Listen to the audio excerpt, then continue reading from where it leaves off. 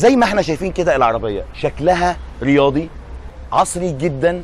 مقدمه العربيه هنلاقيها هجوميه قوي، بالذات لو جينا بصينا هنا كمان على الواجهه بتاعت العربيه من قدام هنلاقي ان في شبكه كبيره واخده حجم مقدمه العربيه، او واخده حجم كبير قوي من مقدمه العربيه. طبعا هنا فوقيها كده تطعيمه من النيكل كروم.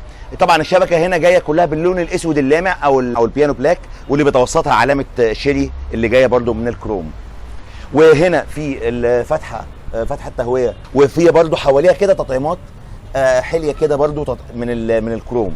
اضاءه العربيه بتيجي اضاءه رئيسيه طبعا بتيجي من الهالوجين في الفئتين، اما الاضاءه النهاريه فبتيجي من LED. وهنا طبعا الفوج لايتس اللي حواليها كده برده حليه من الكروم وحواليها فبر اسود. لو جينا بقى بصينا على الجنب او جنب العربيه هنلاقي في خط كتف صريح جاي من اخر العربيه واصل لغايه الرفرف الامامي.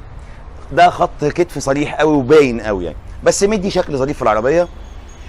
هنلاقي برضو هنا في اشارات في الجوانب مش موجودين في المرايه، لكن موجودين في في الجوانب. المرايات في الفئه الاولى اللي معانا الطي بتاعها مانيوال مش كهرباء.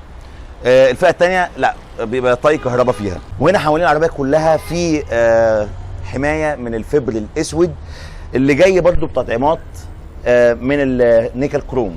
ازاز العربيه الجانبي الخلفي والخلفي معتم. وهنا في سقف بتاع العربيه في روف راك من الفضي اللامع. الفئه الاولى بتكون فيها فتحه، ما فيهاش فتحه سقف، اما الفئه الثانيه فبيكون فيها فتحه سقف بانوراما.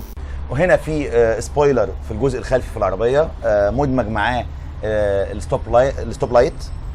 ولو نزلنا طبعا زي ما قلنا الازاز هنا برده من النوع المعتم. فوانيس العربيه بثلاث شرط LED شكلهم ظريف في العربيه.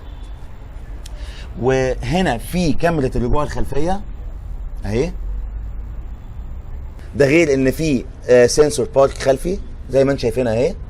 وفي هنا فتحتين شكمان حقيقيين في الديفيوزر الخلفي اللي جاي كده بلون مختلف عن لون العربيه.